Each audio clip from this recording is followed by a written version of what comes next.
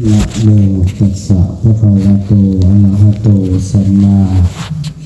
สัมพุทธัสสะนะโมตัสสะภะคะวะโตอะระหะโตสัมมาสัมพุทธัสสะนะโมตัสสะภะคะวะโตอะระหะโตสัมมาสัมพุทธัสสะนะมัตถุรัตนัตตายัสสะขอน้อมใหม่คุณพระศรีรัตนตรัยคุณพระพุทธคุณพระธรรมคุณพระสงฆ์ที่เป็นธงชัยแห่งพระพุทธศาสนาด้วยความเคารพและนับถืออย่างสูงสุดขอน้อมนมัสการพระเถรานุเถระพระสงฆ์สามเณรทุกอาทุกองค์โดยความเคารพและนับถืออย่างสูงขอเจริญธรรม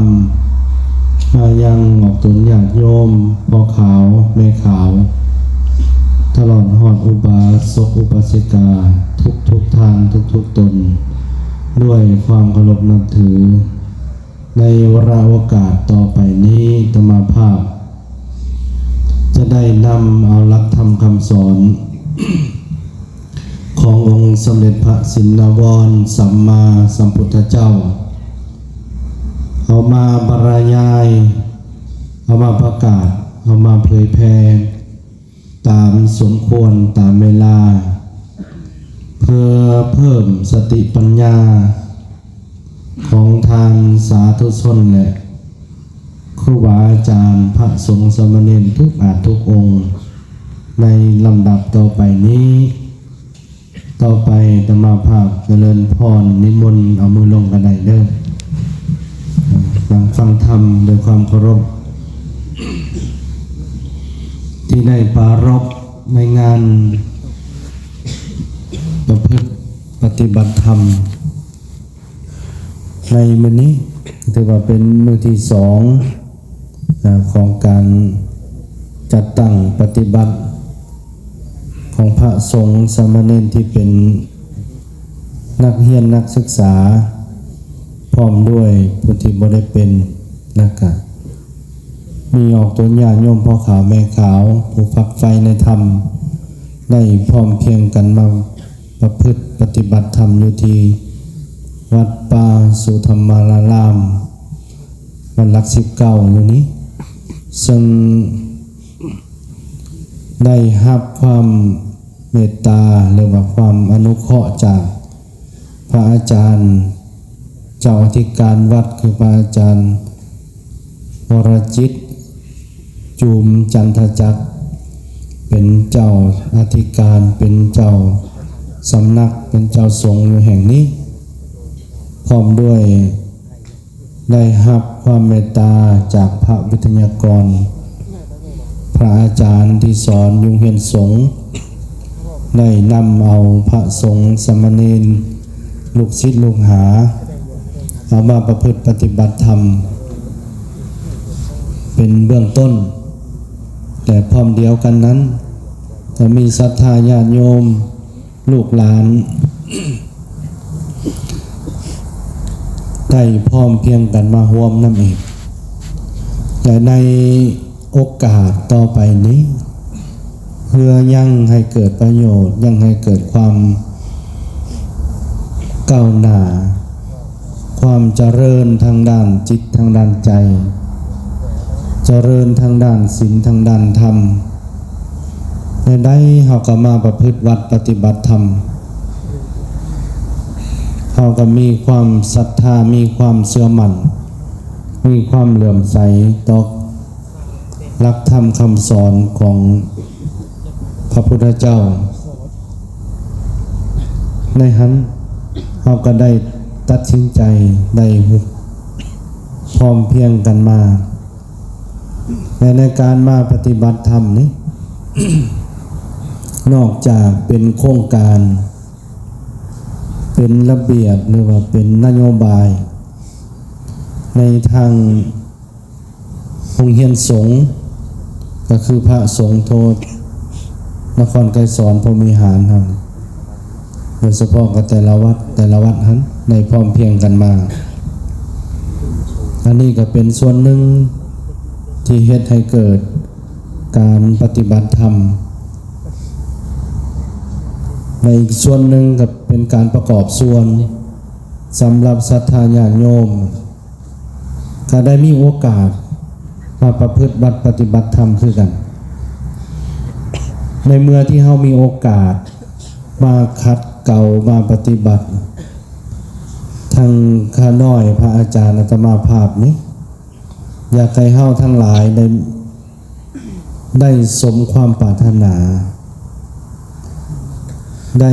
หู้แจ้งในธรรมได้ฝึกฝนอบรมจิตตัวเองให้มันสว่างไสวให้มันงอกงามให้มันเจริญขึ้นให้มันซุ้มให้มันเย็นให้ได้รับรสพระธรรมอันแท้จริงก็คือตัวธรรมศาสตร์นั้นอันนี้เราต้องได้ปฏิบัติแล้วก่อนเราสิได้ปฏิบัติเห็นธรรมนะเราต้องมีความภาคภูมิใจ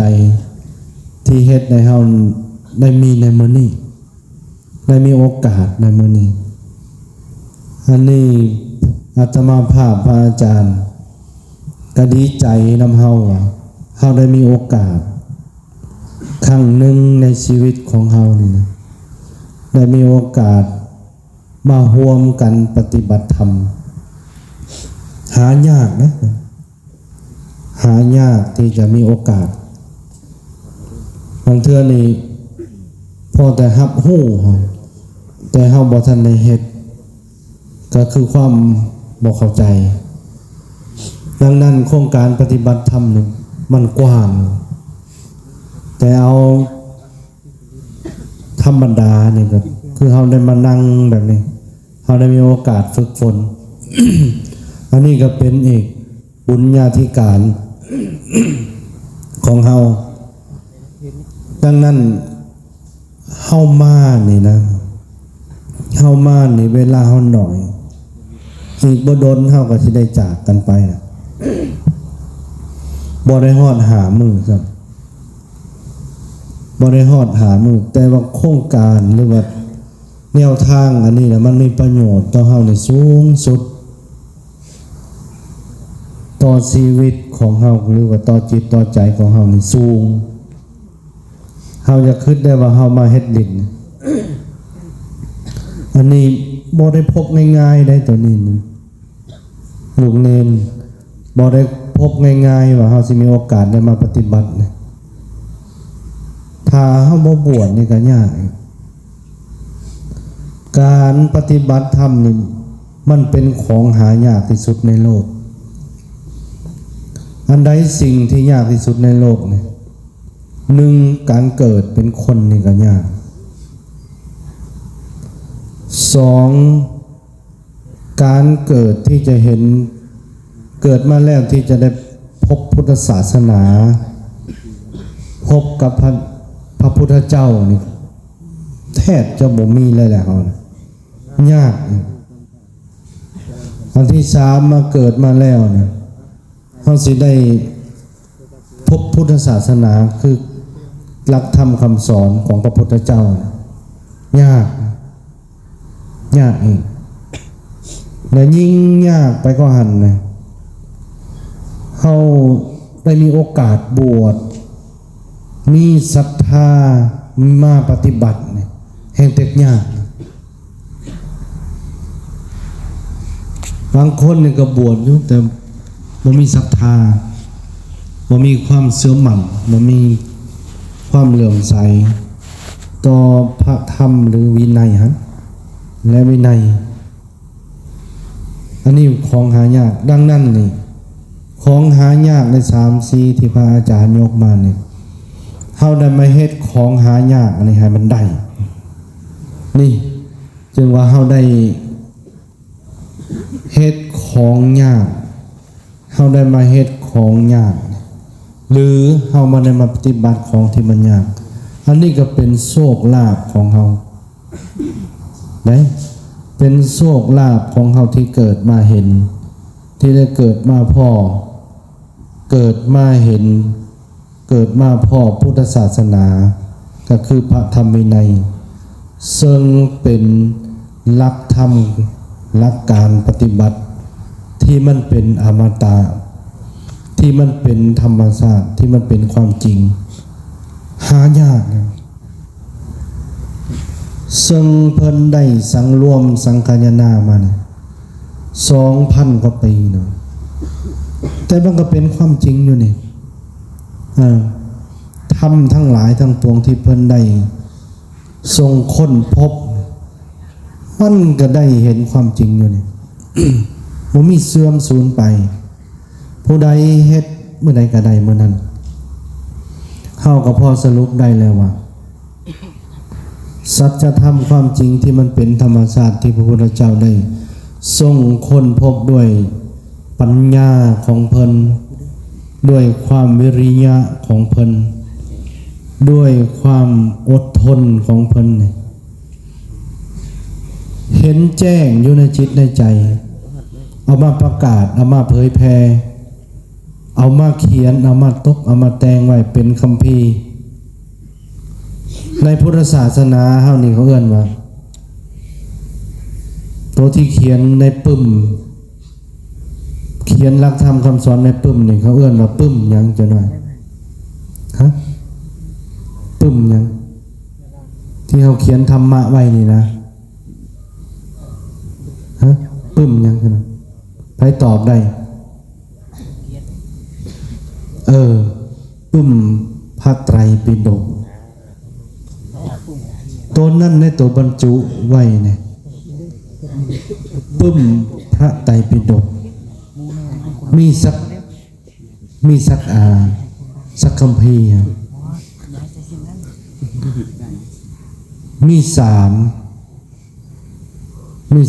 คัมภีร์หรือว่ามี3คำว่าไตรเนี่ยปิฎกเนี่ยแปลว่าบอนไซหรือว่าเครื่องไซคำสอนเงินว่าไตรนี่แปลว่า3ปิฎกแปลว่าอันไซหรือว่ามันสิเป็นแบบกระตาแบบสิว่าภาษาบ้านเฮานะมีอยู่3ประการมีอยู่4ไตรมีอยู่3ปิฎกมีพระอย่างแน่จะหน่อยพระสูตรตันตปิฎกพระวินัยปิฎกและพระอภิธรรมปิฎกคือในนี้คำสอนรวมแล้วนี่พระไตรปิฎกนี่มีสักเล่มนะมี45 เล่ม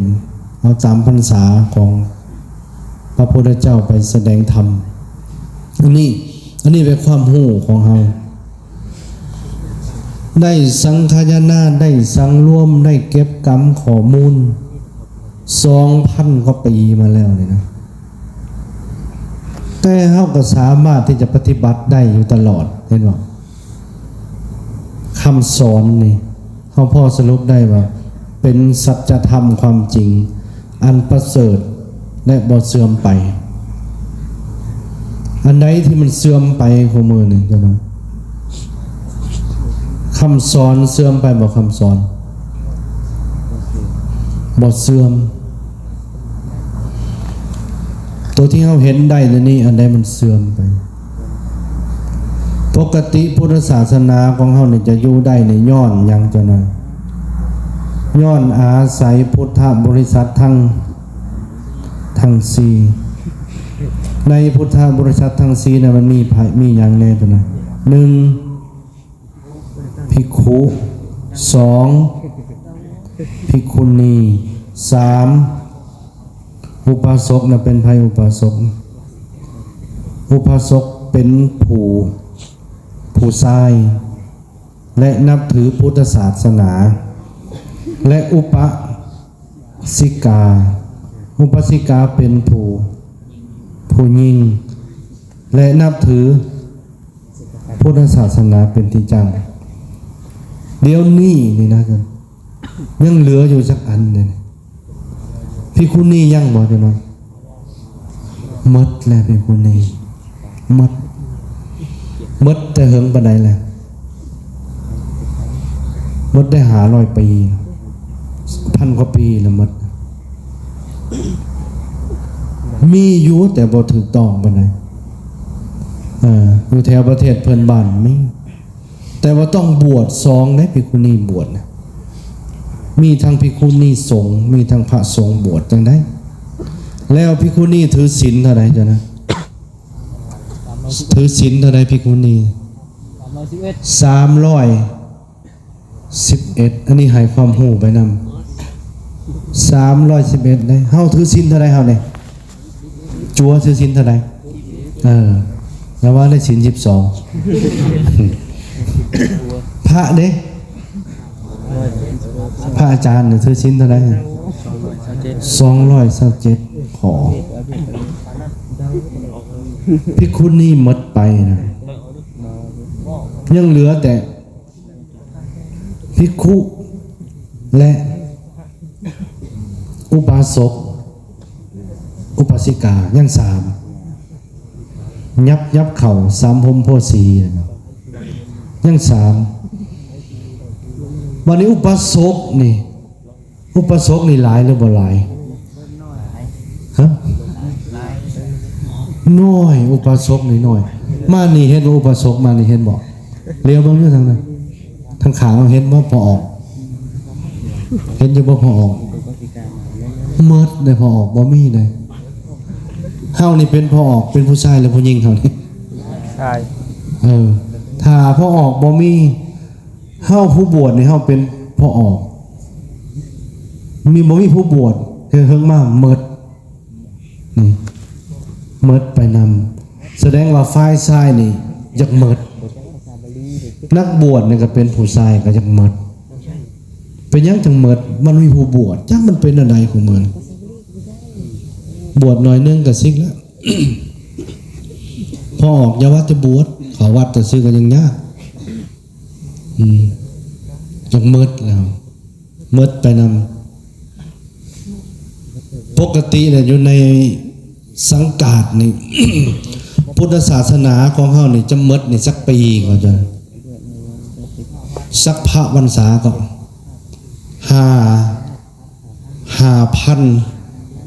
พระวัฏษาศาสนาของพระบรมศาสดาสัมมาสัมพุทธเจ้าจะหมดไปนั่นแหละว่าเมื่อพุทธศาสนาของเขาลดไปได้5,000 ปีศาสนาเขาจะลดไปได้5,000 ปีมันก็สิหมดไป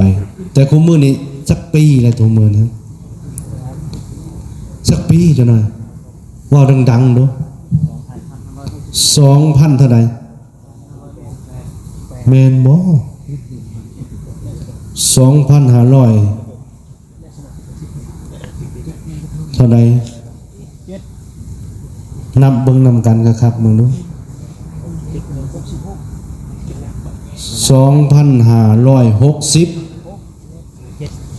เฮานี่67เนาะเฮาบ่ทันได้เปลี่ยนพุทธศักราช67แต่พระพุทธเจ้าบรรลุธรรมนี่เพิ่นไปแสดงธรรมสักปีฮะเพิ่นจังตายนี่นะ45เอามาใส่67เป็นเท่าใดรวมเบิ่งดู5กับ7เป็น12เหรอวะ12มาใส่5เป็น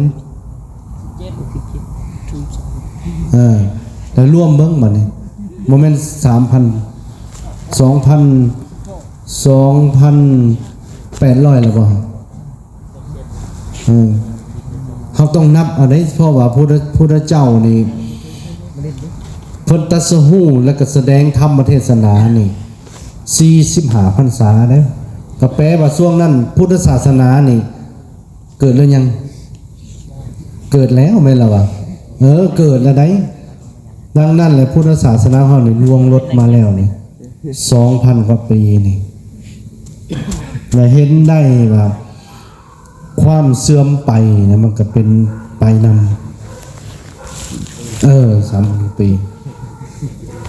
3,000 กว่าปีได้เห็นมันก็เสื่อมไป อันนี้เอื้อนว่าพุทธศาสนาของเขาจะอยู่ได้นี้ต้องอยู่ในอุบาสกอุบาสิกาและเขาก็เห็นได้ในจุดนี้เป็นเรื่องของการเปลี่ยนแปลงไป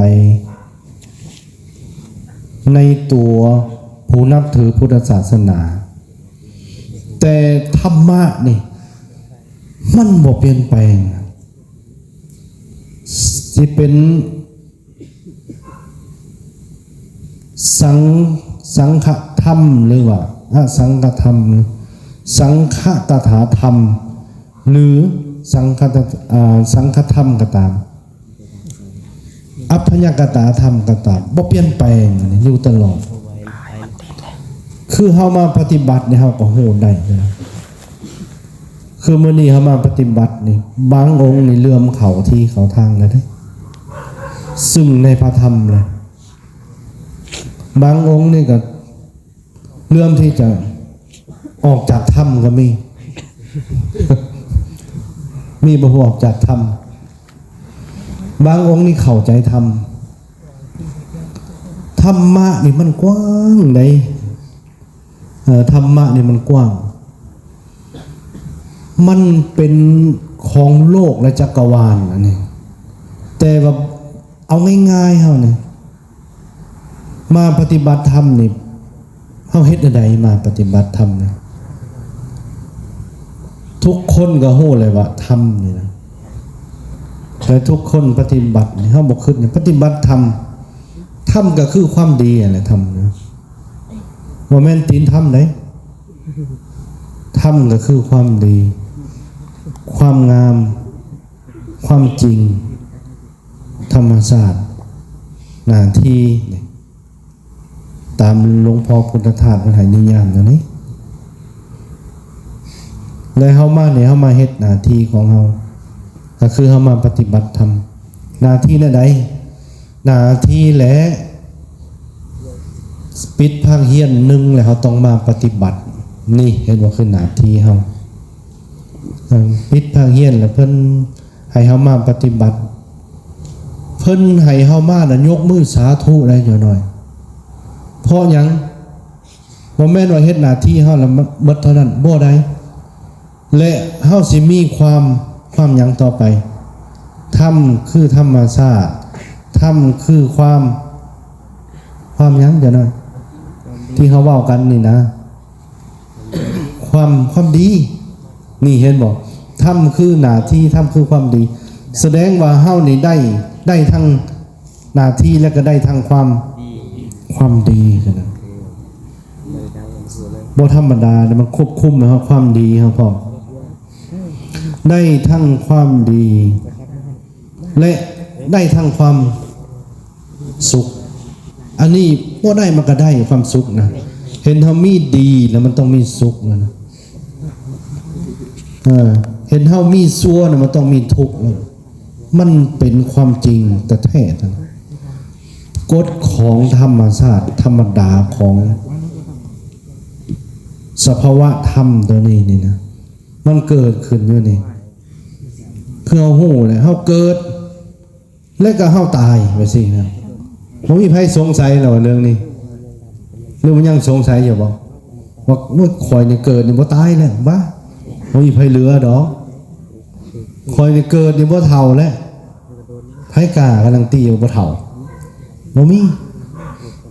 เห็นได้เกิดแล้วบ่รอดแหละบ่มือใดก็มือนึงบ่ฮอดเฮาแน่นอนอันนี้เป็นความจริงตัวมืดแล้วมันก็ต้องมีหยังสักหน่อยมีแจ้งถึงว่าเฮาบ่อยากให้แจ้งโอ้ยอยากนอนเผาตีลังคั่งกว่าตายแล้วหนาวก็หนาวอาจารย์เอ้ยว่าตีให้ไปสั่งไว้ว่าม่วงปุ๊กไปดึงโทรศัพท์ถิ่มบางคนก็นะอยู่โทรศัพท์นี้ตั้งม่วงปุ๊กข้างแน่วัดเสียงม่วงปุ๊กแล้วอยู่หนีปิดไว้เองได้เพิ่นเฮ็ดทำท่าเซย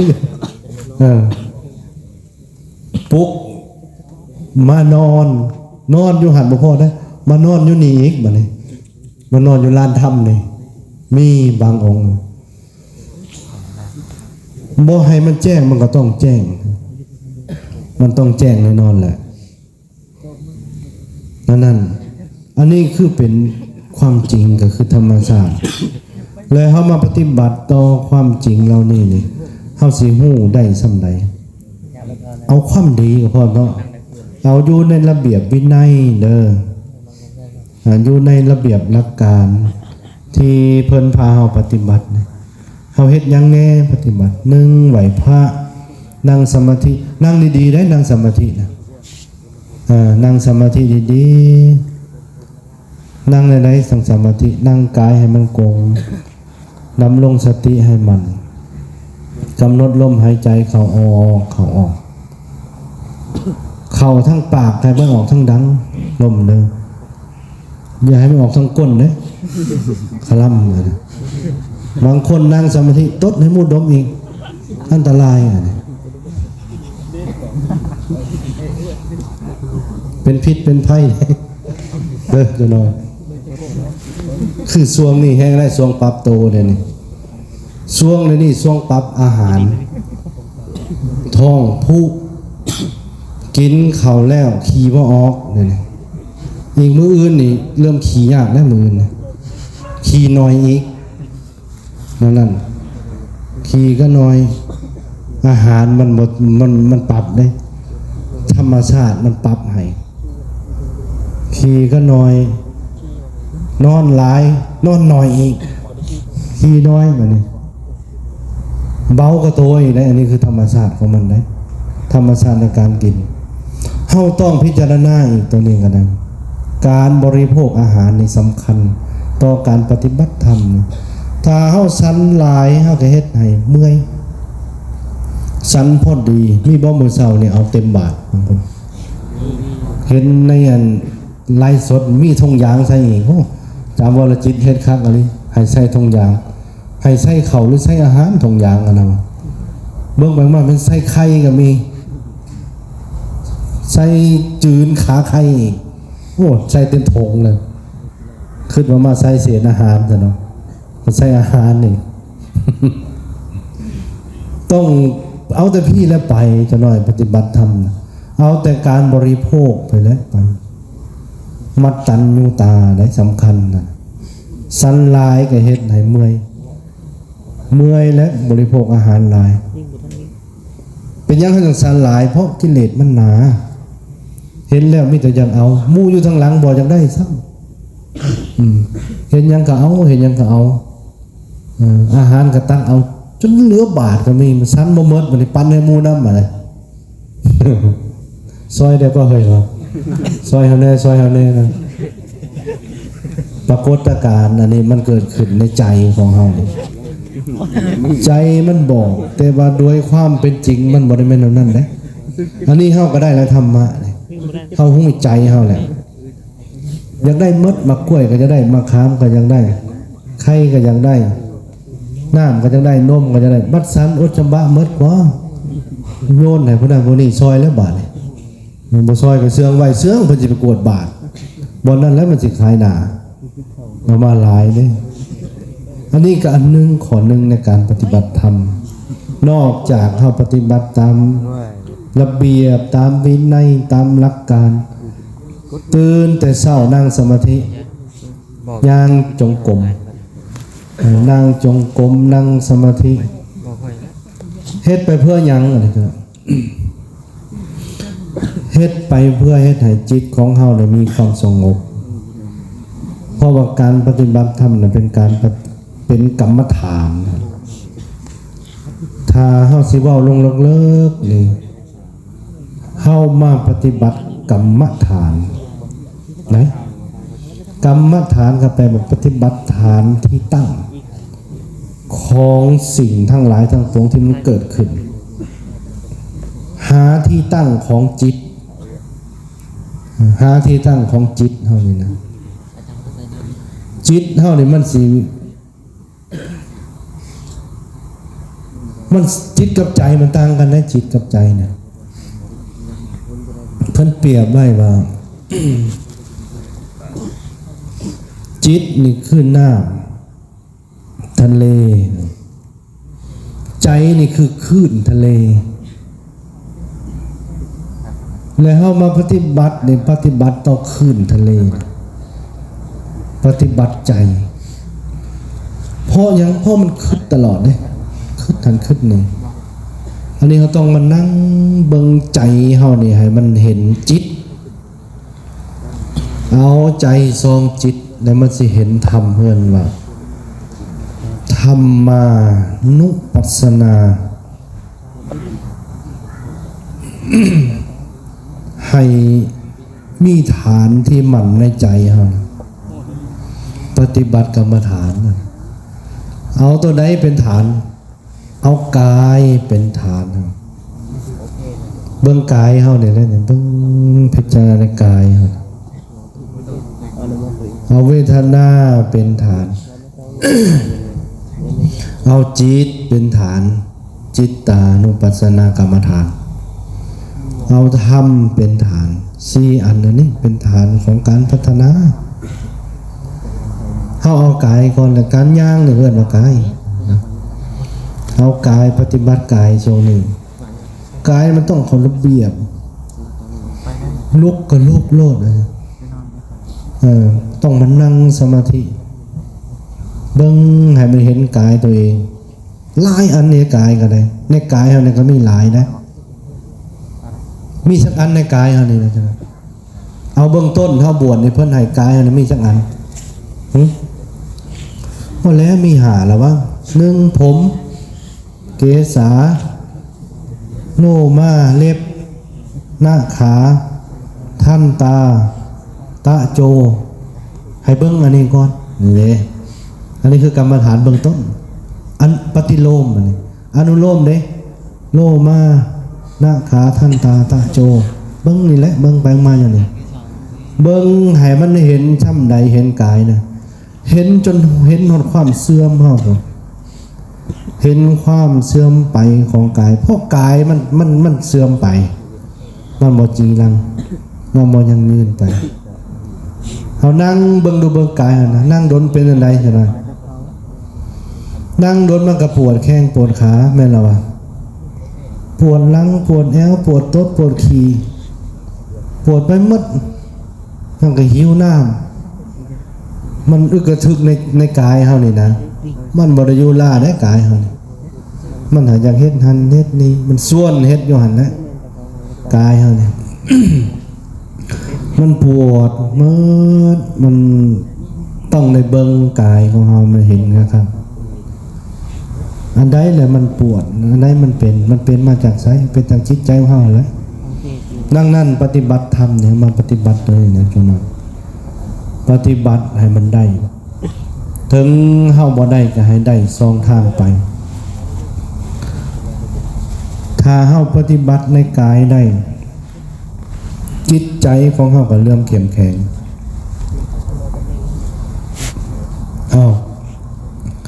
ลองเบิ่งมันปวดเฮาบ่เปลี่ยนเอาลองนั่งเบิ่งกันนั่งดนๆเป็นชั่วโมงผมบ่ต้องเปลี่ยนนํมันจะปวดมันก็ปวดนะตีนมึนบายจนบ่ฮู้เมื่อก็ยามันเอาลองเบิ่งบ่เป็นจังไดพระอาจารย์เฮ็ดแล้วตอนนี้ในระยะผ่านมาเนี่ยมันปวดได้แต่45นาทีเริ่มมีอาการเลี้ยวหน้าเลี้ยวหลังแล้วเฮาเบิ่งพยังนิ่งอยู่เฮานี่เริ่มมีอาการแล้วส่วนพลิกนะพลิกแม่กิเลสมันส่วนบ่ต้องเปลี่ยนให้มันอยู่หั่นแล้วมันจะเป็นได้ก็เป็นนั่งพิจารณาอยู่หั่นผ่านจุดนั้นแล้วมันสิเบาได้ก็โตนะจังนั้น มันสิเบากระโตแต่มันสิเบานะเฮาจะเผาหลงได้บ่เฮานี่เหาะได้อย่าเผาเฮ็ดเด้ บางคนนี่ก็นั่งสมาธิบนแล้วกูได้ทำแล้วซ้ำเลยเหาะได้แล้วท่านอย่าไปเหาะได้ตายถ้าได้เหาะนะหัวฝาดได้ก็ต้นไม้เท่านั้น มันเป็นนิมิตแต่ซึ่งย้อนได้สงบเฮานั่งลงไปมันจะมีความสงบความสงบนี่มันก็ให้เกิดสมาธิมันสมาธิมันเกิดความสงบมันให้เกิดญาณโมเมนต์สั้นได้ เกิดญาณนะเกิดญาณทาวะอันนี้เรียกว่าสมถะทาวิปัสสนาเนี่ยมันจะเกิดฌานเข้าใจแต่สมาธินี่นะมันที่เกิดญาณเกิดญาณนี่ได้ทำได้ญาณนี่ได้แต่หู้ได้หู้อะไรหู้อนาคตหู้อดีตหู้เลขหู้เบอร์หู้จังสั้นเลยเกิดญาณนี่มันไม่ได้คือเกิดฌานอันนี้คือองค์ในการนั่งสมาธินี่หนึ่งเกิดความสงบเกิดความสุขเกิดญาณทักทายเดาใจคนได้เขาได้สมาธินะใช่ไหมผู้นี้ขึ้นอันนี้ก็มาหู้รถนั่นสินะจุดนั้นแต่ว่าบ่ถึงกันแบบได้ฌานได้สมบัติได้อย่างในบ่ได้บ่แม่นสิบ่ได้อาสวะขยะญาณต่างๆบ่ได้แต่ว่าไปกระจุดจบอยู่หั่นแหละจบมันสิฮอดองค์ฌานบ่ได้ถ่ายไล่ไปอันนี้เบื้องสมาธิเฮานี่นะอันนี้คือการปฏิบัติธรรมลองเบิ่งเฮานี่ก็ได้ไม่ขาวก็ได้คือกันเฮาปฏิบัติดนๆนั่งสมาธินั่งสมาธิแล้วเกิดความสงบไปโลดหลังจากนั้นเฮาก็สิมีความสุขในความสุขเฮาก็เกิดญาณเกิดสิ่งที่หู้ยังหู้จิตหู้ใจหู้ที่ว่าสิ่งที่มันเกิดขึ้นอันนี้เรานั่งเบิ่งกันนะนี่คือการปฏิบัติธรรมปฏิบัติต่อจิตต่อใจของเราให้มันเป็นปกติได้บุญ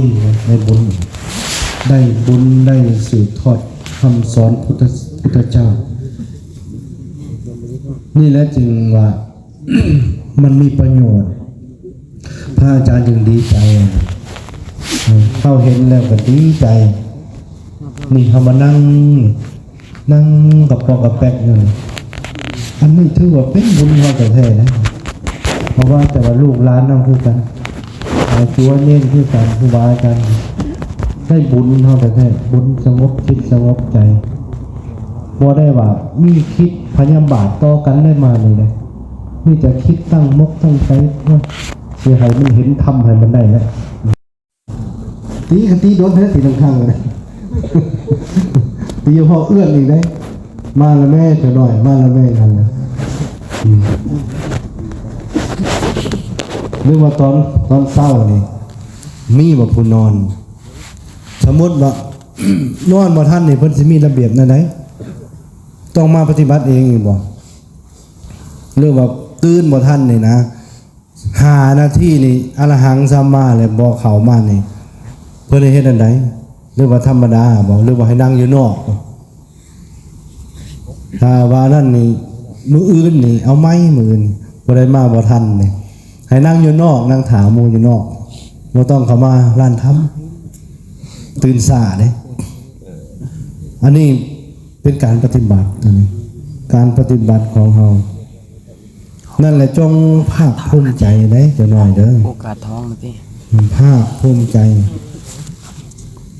ที่เอามาปฏิบัติด้วยซื่อเฮาเนี่ยฮอดย่ามได้สันก็ได้สันแต่พูดนักพุ่นแล้วพระอาจารย์วรจิตอาหารก็บ่จักพอก็ได้มื้อเช้านี่พุ่นเฮ็ดได้บ่สันอาหารว่างพุ่นบ่พอหรือเหลือบ่ผูกไปก้อนมาเอาลายบ่ได้แล้วต้องเบิ่งหมู่ไปนำมันเอามาลายเพิ่นเหลือกันนี่เฮานี่เหลือนะมื้อนี่เคยสิพออยู่มื้อพออีกลดลงไปนำบ่ติแล้วมือทำอิฐเด้เฮาก็บ่ทันได้อันนั้นเพิ่นก็นักเด้ย่านแต่ให้จัวครูบาเฮาบ่ได้สันเพิ่นก็นักกว่าเฮาอีกได้เฮาซ้ำว่า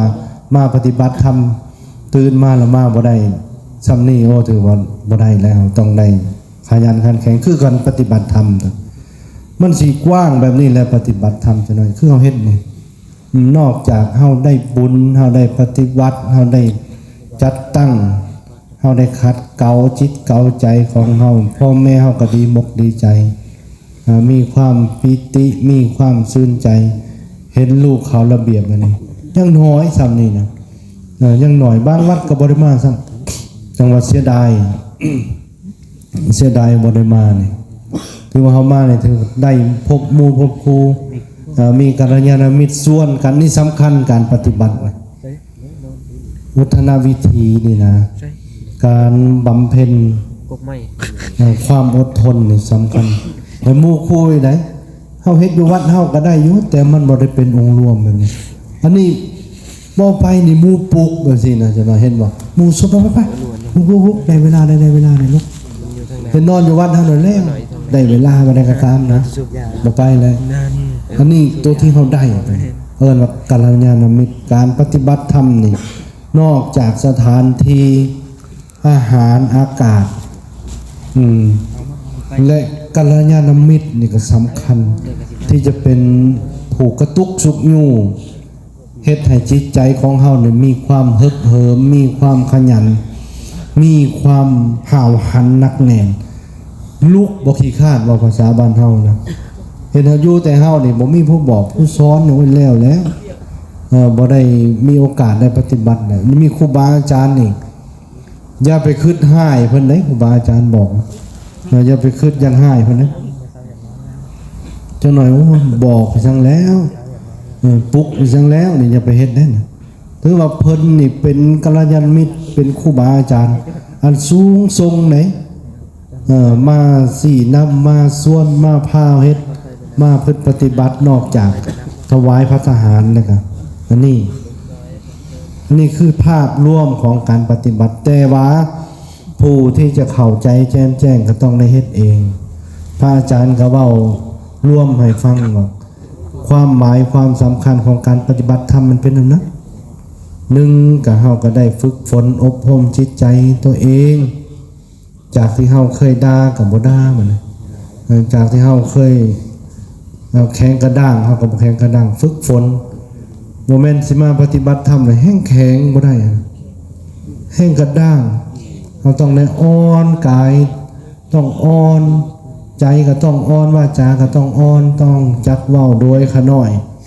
พอนมัสการนั่งลงวันครูบาอาจารย์นั่งสันนั่งดื่มซ้ำนี่ก็ดีใจแล้วครูบาอาจารย์ได้ความเคารพได้ความนอบน้อมได้ความอ่อนน้อมถ่อมตนมีสัมมาคารวะมีสติมีปัญญาซ้ำนี่โอเคในเรื่องแล้วออกตัวญาโยมคือกันมาปฏิบัติธรรมก็ตั้งใจปฏิบัติแล้วก็ได้บัดเมื่อแล้วก็เอาซ้ำเมื่อได้ไหมมันเมื่อแล้วก็ยังคึงขี่กางอยู่ว่าหูไปปฏิบัติธรรมนะผัวเว้านั่นก็บ่ได้หายโลกอย่ามาสอคอยได้คอยปฏิบัติธรรมนะครับเกินไปนั่นก็ได้จนบ่จะกินข้าวเขาน้ำผัวจนเลยเนาะผัวถีบตีนตกล่างอันนี้แล้วทำเด้อผัวตีนตอกตกตารางแน่นี่นะนี่แล้วทำไปจังกระโดดบ่เฮ็ดนั่งสมาธิภาวนาเยอะจะไปเฮ็ดนั่นอันนั้นก็เกินไปตะกี้หลายเด้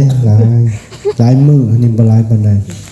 เอาซ้ำเอาเฮ็ดได้ศรัทธาญาติโยมก็ได้ซ้ำความสงบนั่งสมาธิมีศีลนี่ก็โอเคแหละคันศีลนี่ก็โอเคเฮานี่ศีลสมาธิปัญญาเด้การปฏิบัติธรรมต้องอยู่ใน3อันนี้ศีลสมาธิและปัญญาถ้าฆราวาสญาติโยมนี่มีทานมีศีลมีภาวนาเอาทานเอาศีลภาวนานี่มีโอกาสได้มาเฮ็ดนี่ถือว่าสมบูรณ์แล้วเอาซ้ำเฮาเฮ็ดได้แต่ก็ด้วยบุญของเฮานำพร้อมบางคนนั่งสมาธิบ่ติดบางคนบางองค์นั่งแนวไหนก็บ่ได้นั่งสมาธิเนาะรับตาไปแล้วคือทุทิพย์ทั่วแดนคือเห็นอันนั้นคือเห็นอันนี้สองมาฮอบบ่ได้สงบซ้ำนะรับตาไปก็เจ็บตาแล้วล่ะกระเพกไปตานะตากระพับอยู่รับไปอยู่รับตากระพับอยู่ไม่มันบ่หลับมันบ่ได้สมาธิไปทางนั้นเป็นยังมันยังบ่ได้สมาธินะเจ้าน้อย1กามสันทะนี่โตสกาดที่ว่าเฮ็ดให้เฮานั่งบ่ได้นะ นั่งไปแล้วเกิดกามฉันทะเกิดความต้องการในรูปในเสียงในกลิ่นในรสสัมผัสการมาคุณหาเกิดขึ้นโอ้ยอยากเบิ่งอันงามๆเด้โอ้ยอยากนั่งบนนุ่มๆเด้โอ้ยอยากนอนเด้โอ้ยอยากดมอารมณ์หอมเด้โอ้ยอยากฟังอันมวลๆเด้นั่งแล้วมันเกิดอาการอันนี้ก็บ่ได้นั่งบ่ได้นั่งสมาธิบ่ได้เห็นศีลเห็นธรรมไปสังแล้วเห็นในนั่งลงไปนะสองมาพยาบาทนั่งมาแล้วคิดป้องให้ผู้นั้นป้องให้ผู้นี้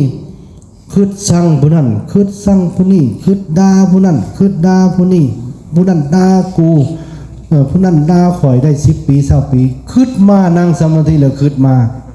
มันหัดเป็นอันคิดบ่แล้วคิดบ่ลืมโอ้ยทำไมผมเบื่อขี่หนามันนี่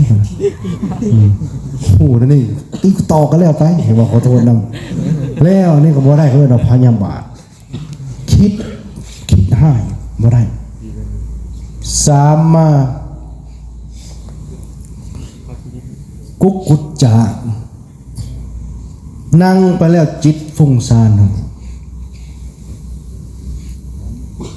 นั่งไปแล้วจ้าคิดไปสังบ่ฮู้จักว่าตัวเองคิดได้คิดไปฮอดอเมริกาก็ยังคิดโอ้โดนทำนี่มันเป็นประธานาธิบดีนะมันเข้าสาบานนะได้คิดไปหาโอ้ยรัสเซียทำมีหยังละว่าไปคิดไปหมดนะทั้งที่เฮาบ่เคยไปอย่างเธอเห็นในโทรศัพท์มันยังคิดนะจิตฟุ้งซ่านนั่งไปแล้วคิดหันคิดนี่บ่จักตัวเองจนเมื่อยคิดนะจนเมื่อยคิดเสียละล่าจังหูเมื่อโอ้ตั้งบ้าเลยกูนี่คิดหลายจนเมื่อยแล้วเฮาจนเหย้าแล้วอันนี้ก็บ่ได้นะฉะนั้นบ่ได้ทินนามิทะตัวที่4มาเนี่ยนั่งไปแล้วตั้งอยากนอนว่าแต่นั่งนี่รับรถรับอะไรได้รับก็คนเกาะนั่งรับบ่ได้ว่าสิเข้าศีลเข้าธรรมไปซั่งดอกบางคนโง่สะอ่อนเด้เนาะเพิ่นนี่นั่งนี่ได้สมาธิไว้อะลีมึงว่านอนหลับกอกๆเนี่ยนั่งอยู่ใส่ก็หลับอันนี้ก็บ่ได้บ่มีปัญญาอะไรตอนนี้นั่งหลับลูกเดียวหลับเป็นหลับกลอีกนะกลอีกกลเกาะ